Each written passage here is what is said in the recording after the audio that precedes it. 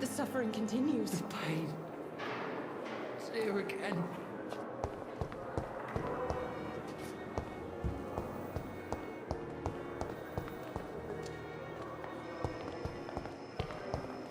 Fear and disgust on every... I wonder what Good your evening, last sir. thoughts would be, sir. Can I help you? Unless you're here to fix my face. No. I don't think you can help me. I'm Dr. Reed. I've recently taken the position of head surgeon here. War injuries, am I right? You guessed right, Doctor. German shell took my pretty little mug right off. But they still call me Thomas Elwood. How is your stay with us, Mr. Elwood? Oh, it's bliss. I just escaped death in the trenches to be surrounded again by the moans of the dying. Can I ask you precisely why you're a patient here? It's the pain, sir. The drugs don't work. It just hurts under the scars, if you get my drift. Can I do anything for your pain? Nurses gave me a bunch of pills. No effect. Told you. It's like the flames are under my skin, burning away. Who is treating you? Is someone in particular looking after your case? Nobody since the old and tired doctor spoke to me. Started to think I was forgotten about. Wouldn't blame you. You don't seem worried by that. My face hurts so much more when I smile or cry. I've learned it's easier not to speak. But be assured I'm smiling inside.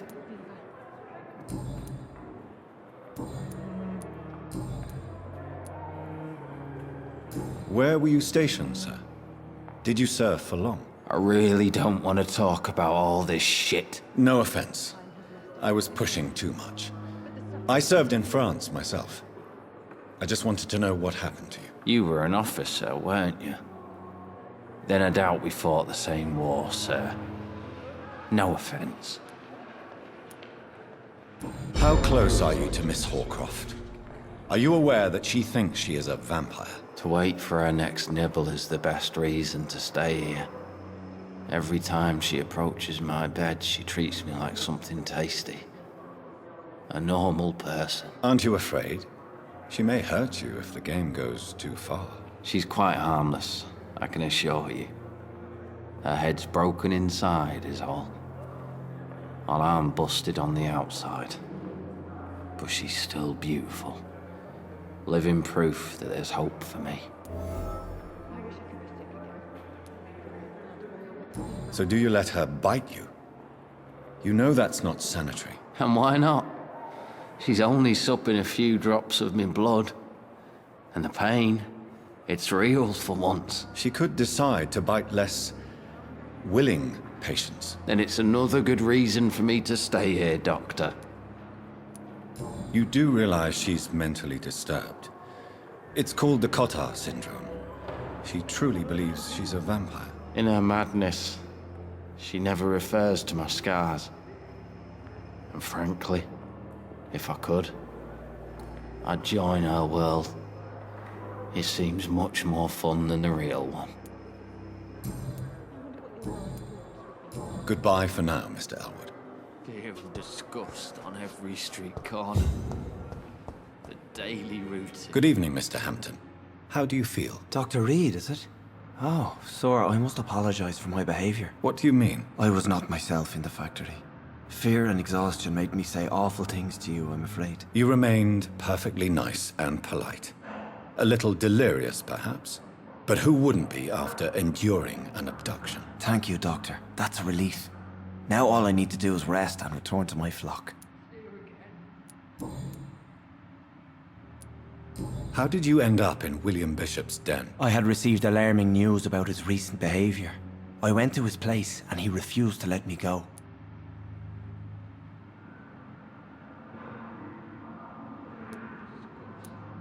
Why did he abduct you? William was an alcoholic. His addiction suddenly changed to blood. I don't know why. Just like a patient I met here. This Miss Horcroft.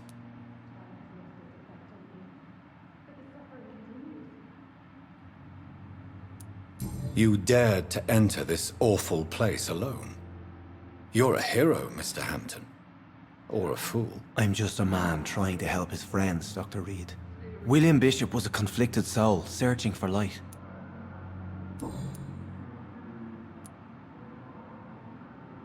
Do you know Tom Watts, the bartender from the Turtle? I met him before I found you in the canning factory. Tom? Yes, of course. Always the helping hand, good old Tom. Without men like him, corruption and despair would have wiped out the East End long ago. People are still in despair. How could it be otherwise? The authorities have left us all to rot in this contagious nightmare. No drugs, no advice, nothing. It's a damn shame. Who should I avoid in this part of town, then? Any particularly evil figures? Not really.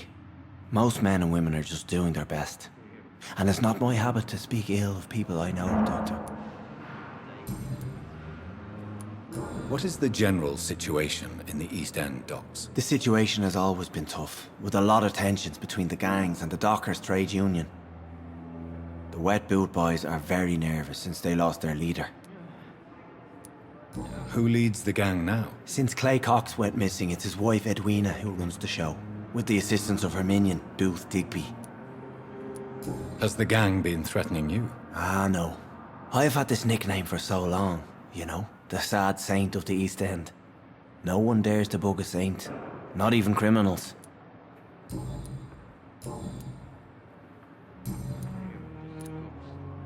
What do you do for a living, Mr. Hampton?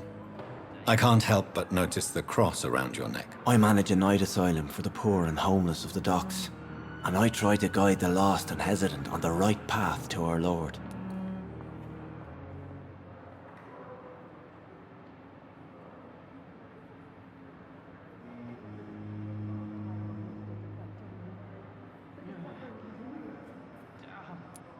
Are you a priest, Mr. Hampton? A deacon, maybe? Not at all, Doctor. I'm just a man of faith willing to preach the good word. Why didn't you use your cross against William Bishop? To repel him somehow? That's a very strange question, Doctor. A cross is no magical token, if that's what you were trying to say. Not mine, anyway. How do you feel, Mr. Hampton? Medically speaking, I mean. I feel exhausted. Beyond exhaustion, actually. William drank so much of my blood in his madness. I feel empty. You're in good hands here. Dr. Swansea is well versed in blood transfusion, and I'm sure he'll take the best care of you. Thank you, sir. I believe all I need is rest. And then I can go back to the people who need me. Have you made friends since you arrived? Not really, but I recognize Miss Harriet Jones. I knew her when she lived by the docks. That poor woman had such a miserable life. You never came to see her here at Pembroke? Receiving visits when sick can be an important part of the healing process, you know. We're not just bodies. You're preaching to the converted now, Doctor. To be truly honest, I thought she was dead. She left the docks many months ago. Goodbye, Mr. Hampton. We'll talk again later.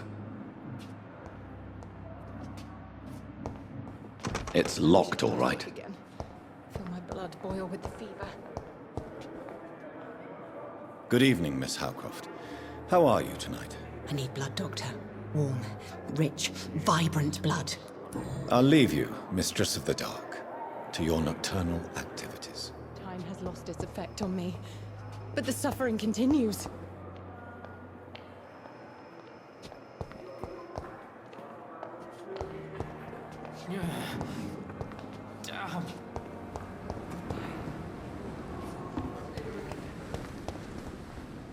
Good evening, Milton. Good evening, Doctor. Still trying to save lives? I have some good news, Milton. What? The epidemic's over? I retrieved your wallet, with all the money and a certain picture. Well, yeah, Pippa Hawkins is my girl. So what? Is it the difference of skin colour that bothers you? Not at all, Milton. Good. Please, take this money anyway. To remind you to keep your mouth shut. Not everybody's as broad-minded as you, Dr. Reed. Why do you have such a mediocre reputation among your colleagues, Milton? Fuck them. Nobody knows the horrors I've seen since working here. This city was sick long before the epidemic, Dr. Reed. I know it's a difficult task, but correct me if I'm wrong. Is this not the job you are paid to do? I've seen babies left to die while their brothers were properly fed. Underage girls and boys sold to all manner of perverts. I'm sorry, I don't know what to say. Yeah, exactly. We lack words. So excuse me if I don't look on the bright side of life.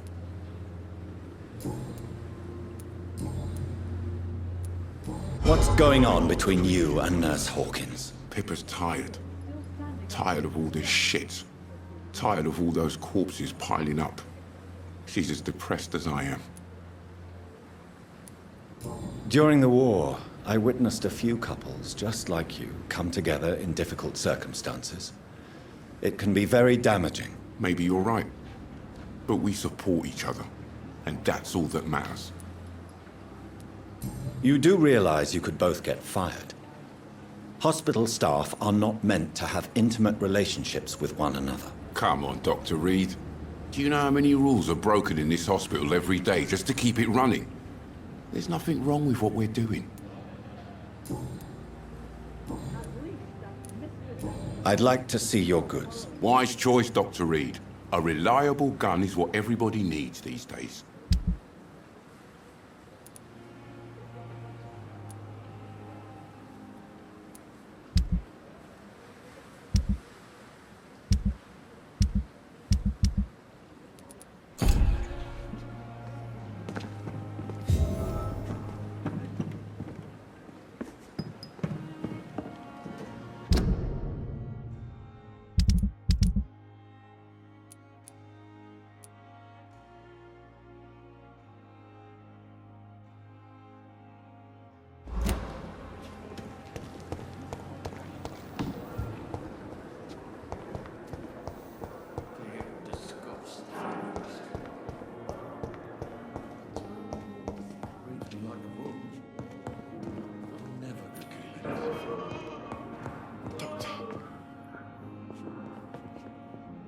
Yes, Doctor?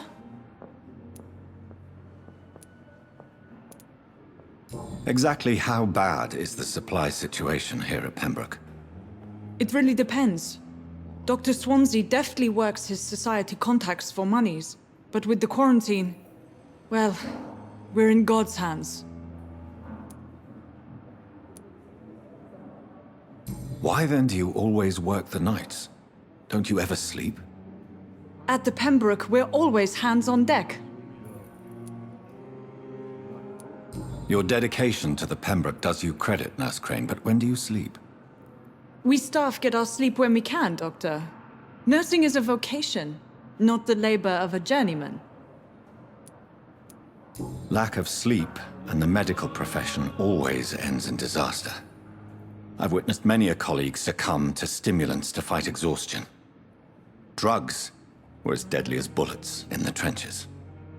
London's trenches start here at Pembroke Hospital. We are on the front line, make no mistake. Please, could you point me in the direction of the morgue again? It's the large boarded-up building behind the hospital. You can't miss it.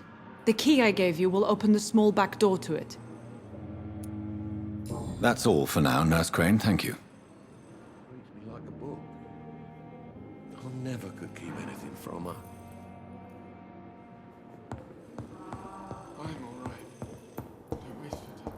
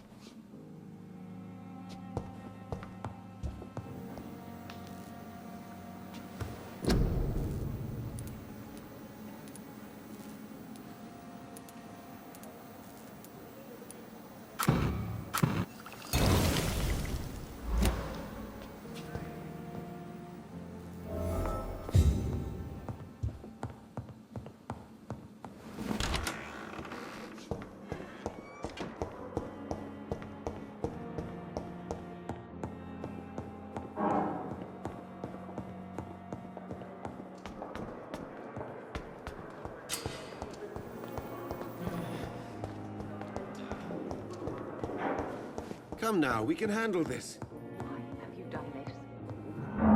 Finally, you've returned, Doctor. Did you find anything of value?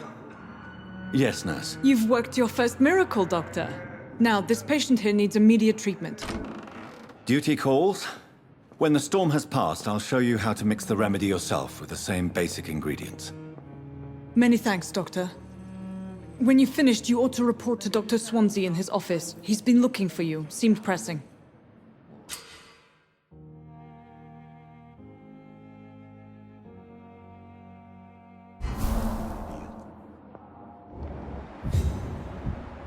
I know that Pembroke will prevail and survive this epidemic. I'm all right. Good evening, Don't waste Doctor. your time with me. How is my son doing? Goodbye, Mrs. Goswick. I will not let you down, my boy. Good evening, Mr. Goswick. How are you? I'm okay.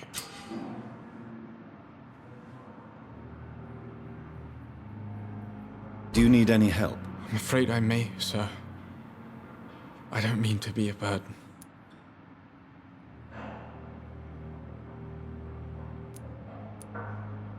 You are not a burden, sir.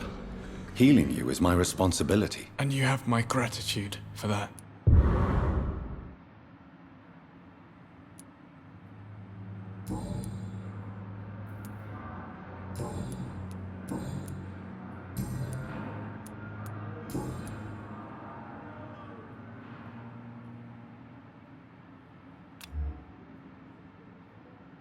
Do you need any help? Thank you, Dr. Reed, but you've done enough already. The rest is up to me now. How painful is your throat, Mr. Goswick? So painful I'd rather not talk at all, Doctor. I have to go now, sir. But don't hesitate to contact me if you need any help. I'm all right. Don't waste your time with me. I will not let you down, my boy.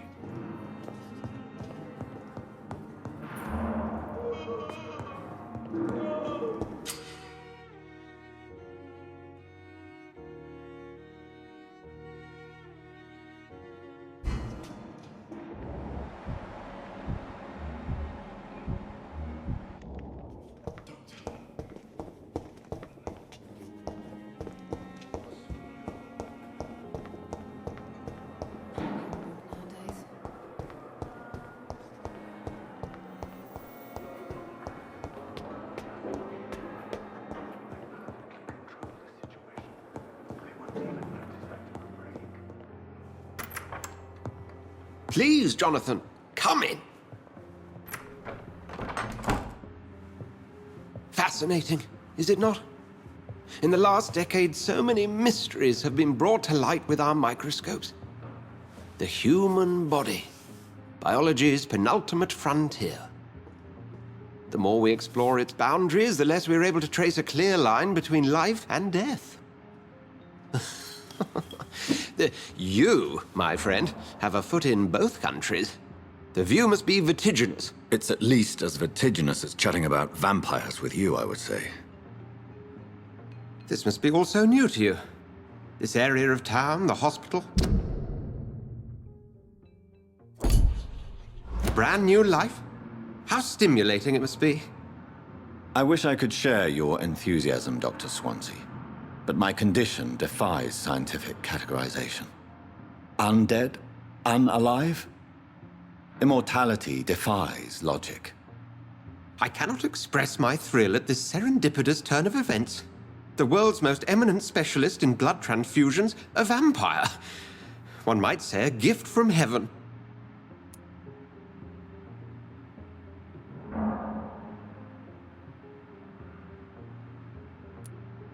There is an absurd poetry to my situation. Physician, heal thyself. Forgive me. I've been an admirer of your work for a long time, and now you are so much more than a brilliant physician. And please, call me Edgar.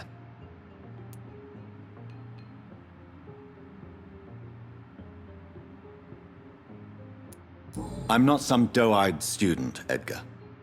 I understand we both have something to gain from this relationship. Very well.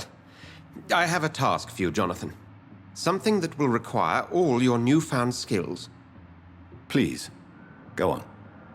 The Pembroke only survives through the generosity of our benefactors.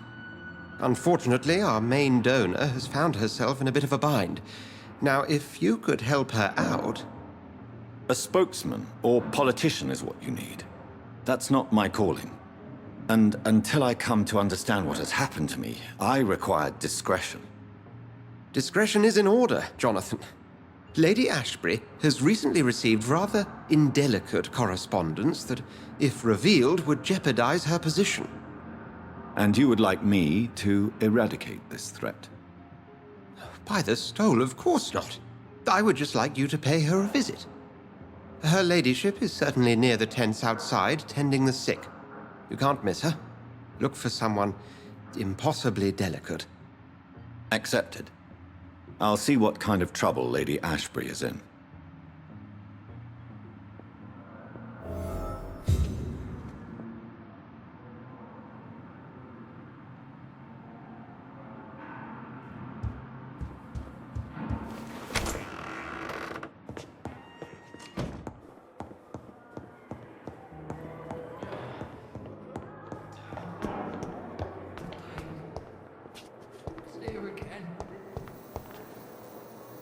Good evening, Miss Howcroft. How are you tonight? I need blood, Doctor. Warm, rich, vibrant blood. Do you require my services, Miss Howcroft? I have no need for your medicine, Dr. Reed. Blood is the only drug I need. Have you heard of any blackmailing going on within these walls? I have no time for mortal games. My secrets are beyond their comprehension, Dr. Reed. I'll leave you, Mistress of the Dark, to your nocturnal activities.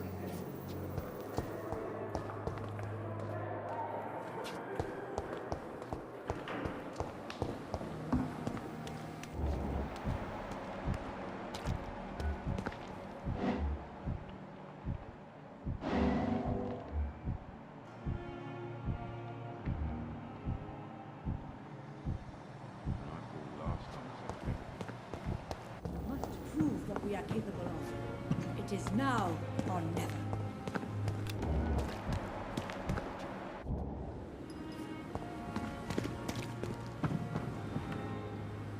Good evening, Dr. Tippett. Dr. Reed, any good news to share? Do you need any medical assistance yourself, Doctor? Come on, don't be ridiculous, dear colleague. Have you heard of any underhand dealings going on in this hospital? I have no time for such triviality, my dear colleague. We're here to save lives. Goodbye, Dr. Tippett.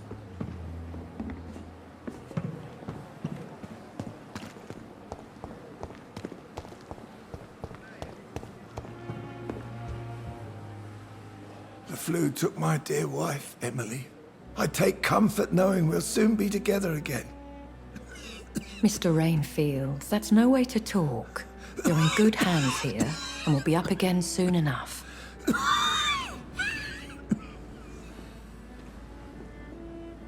Now do me a kindness and get some sleep. I'll be back round later.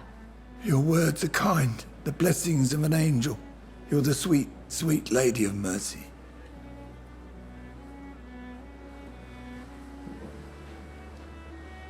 Good evening, Dr. Reed. It's a pleasure to see you again. You seem surprised.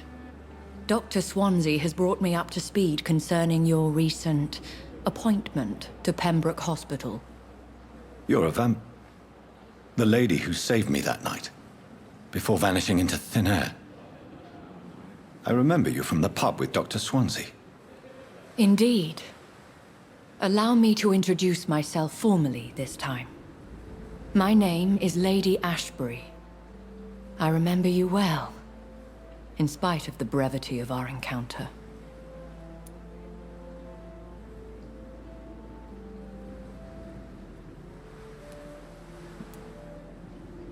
Apologies. You've taken me by surprise. I'm very happy to see you. The pleasure is mine, Doctor. I hope you're more disposed to answer my questions now. You must have countless questions, but our rather urgent matter first. Swansea has explained. My cover, if you prefer, has been compromised.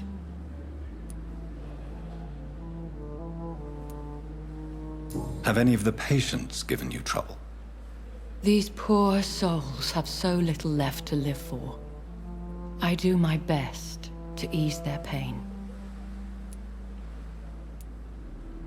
The world would be a better place if it were cared for by women like you. You make me blush. I am simply a necessary evil. Pardon my boldness, Your Ladyship, but I have questions concerning this condition we share. As a newborn, your hunger for answers is rivaled only by your thirst for blood. But the questions need wait. I'm a scientist. My trade is in the deciphering of mysteries, and I need information to feed my mind. I will gladly answer every question you have, but first, prove yourself capable of resolving my predicament without eating the culprit. Dr. Swansea has commissioned me to be your agent in this matter. You could start by explaining what's amiss. These past insufferable weeks, I've been the victim of extortion. I've made a first payment, but the blackmailer grows greedy. I must refuse his most recent demands. What are your expectations? Please be precise. As the newly appointed surgeon of this hospital, you are in an excellent position to ask innocent questions and deftly learn the identity of my blackmailer. Who would be so foolish as to threaten you? A kindred spirit. Even if it were the case, and I highly doubt it, a vampire would have asked for something more valuable than money. My suspicions lean toward a patient, or their family. If we're dealing with an ordinary criminal, surely you've the means to deal with it yourself, if I may. As immortal tradition doth dictate, all fangs and hypnotic eyes ablaze, the blood would run like a river. That's what I hope to avoid. Violence has a tendency to spiral out of control. Please continue. Every detail is essential. I'm your man. My embarrassment in this matter is eclipsed only by my shame at having put the hospital at risk. The threat from our anonymous scoundrel is clear. A list of dates. My visits coinciding with the dates of suspicious patient deaths due to massive blood loss.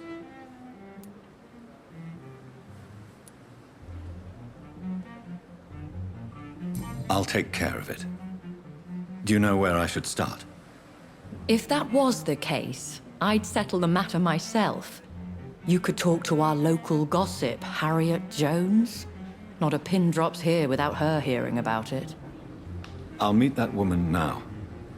My life, as others know, is in your hands, Dr. Reed.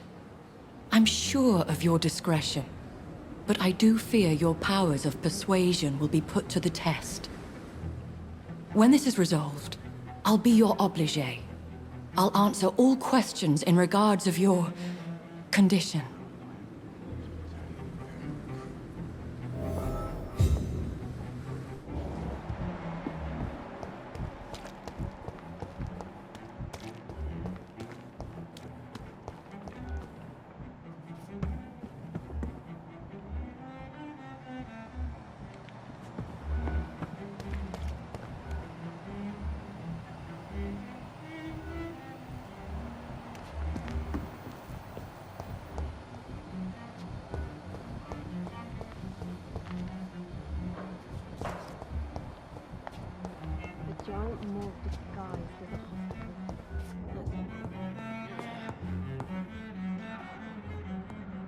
What? What?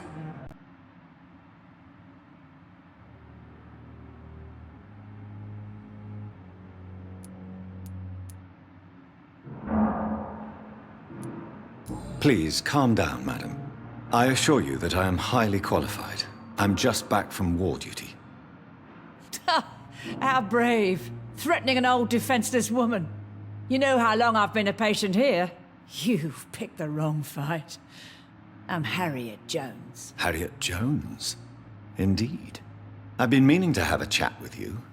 You know what goes on here better than any other patient, I gather. Oh, better than any patient, nurse, or doctor. I've seen so many vile undertakings. I heard there have been some despicable goings-on. Was there a case of blackmail? Blackmail? Wait. You're investigating something. This isn't a social call. One of those incompetent cunts slit a poor sod's vein.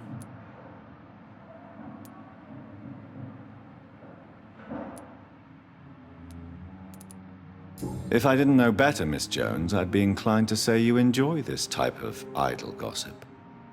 God's honest truth, Doctor. It's just the way it is here.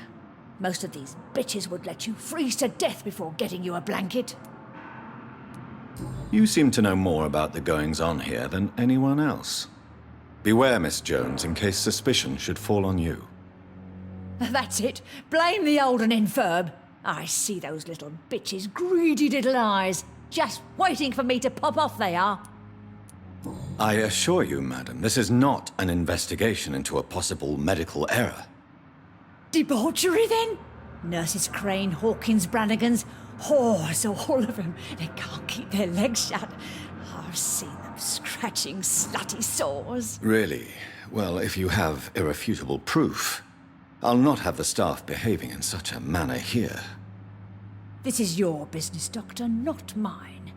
But I swear one of the nurses is cavorting with some man on hospital hours. Thank you for your time, Miss Jones. You've given me something to go on. See you on the next round.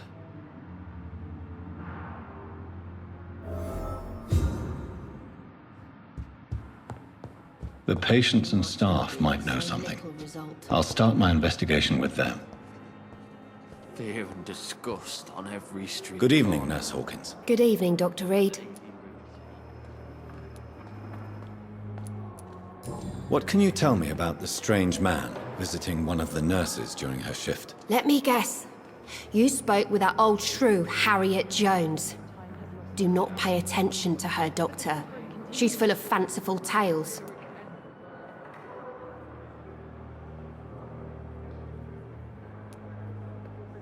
No matter how you feel about her, Miss Jones deserves our help.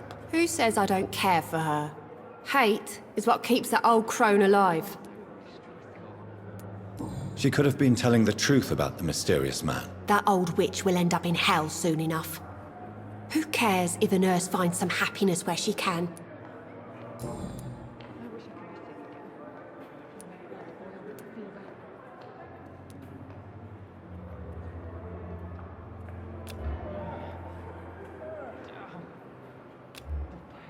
Do you need medical help yourself, nurse? I'm fine, really. I just need to sleep.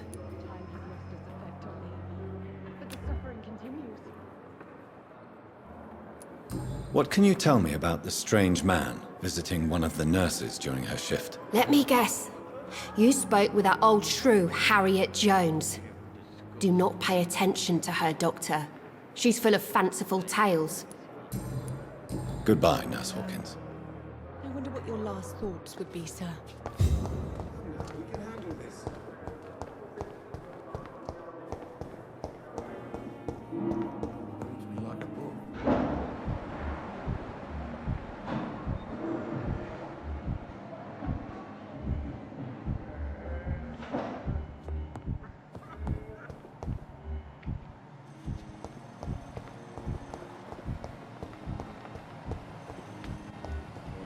Thelma Howcroft said she was being watched by vampire hunters. Well, Good evening. I'm Dr. Reed. always a pleasure to meet a colleague, sir. Especially when he was supposedly dead. A colleague. Are you a doctor too? Not anymore, sir. I used to be Dr. Rakesh Chadana. Now, I'm just Mr. Chadana, pawnbroker and humble guardian of this morgue. What do you mean, you used to be a doctor? Was your license revoked? No, sir. It is just that I like to be precise.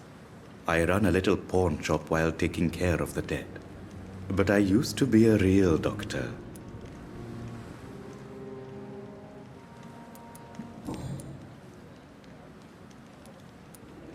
Are you afraid or uneasy being surrounded by so many corpses? Why should I? These bodies are empty vessels. Flesh left to decay. Poof.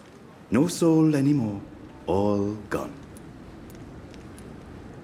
An interesting point of view. And quite an exotic one, too. Most people fear, or at least have a respect, for dead flesh. Sir, as a medic during the war, I learned to face my death and the death of others. It's the pain we have to tame, not death itself. How did you get this job? After I left the army, I worked as an undertaker down by the docks. A dangerous place with many an unpleasant business there. Milton Hooks helped me get a job here. Do you work here alone? Yes, very easy work, sir. All I have to do is watch a few bodies. The situation was very different when the main morgue was still open. Why do you have to watch these bodies? Because these poor fellows have no names. We keep them in case someone comes looking for the missing. Sadly, very rarely happens. Why close the hospital's main morgue? It was for sanitary reasons after the beginning of the epidemic. Cadavers had to be moved to the nearest mass grave. Have we met before? I don't think so, sir. Why? When we first talked, you said you were glad to meet me since I was reported dead. Funny story, sir. Your sister came here a few nights ago. You were missing, and she was looking for your body. She must be very relieved now.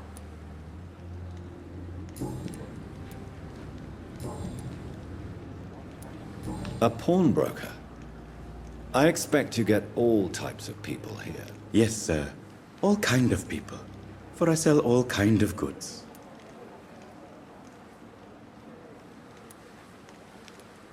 Who comes here to trade with you? It's very unhygienic, even unsafe. Diseases can spread. For the customers, for the hospital. I'm very cautious, sir. I've been a doctor, remember? And all my clients are good people. In fact, I think I only know good people. What kind of goods? With the quarantine, it's not always easy to buy things. So I trade, I exchange. Some people sell, some others buy. I like to help. Since you're not afraid of dying, do you believe in life after death, Rakesh? No. I believe we must do all the good we can while alive. For our time is short, and the obstacles are endless. Do you think you would enjoy immortality as a concept? I don't think so. Don't mistake me. I love life, and I'd like to live a long life. But everything has to decay, sir. Even goodwill.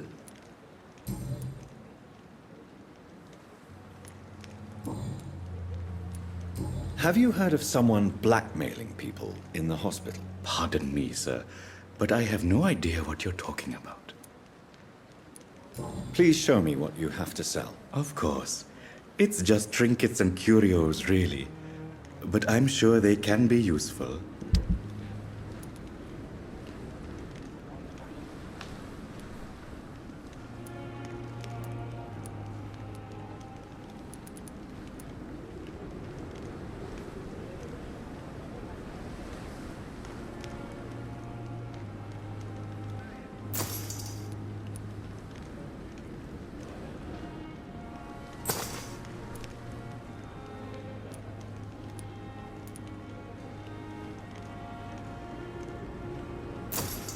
Tomorrow, more bodies. Good evening, Dr. Reed. Such a pleasure to see you again. Please show me what you have to sell. Of course. It's just trinkets and curios, really. But I'm sure they can be useful.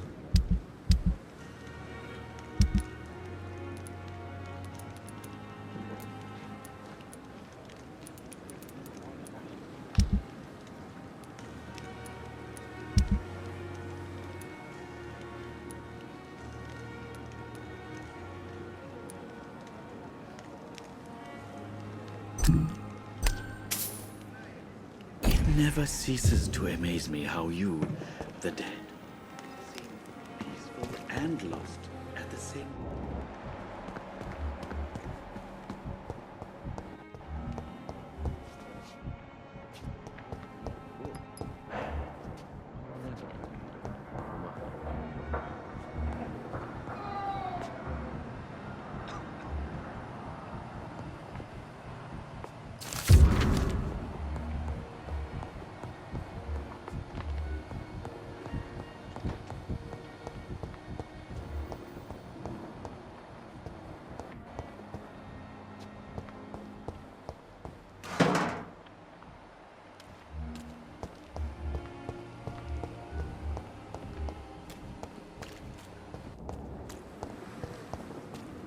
If only I were young. A dozen years. It's the last thing I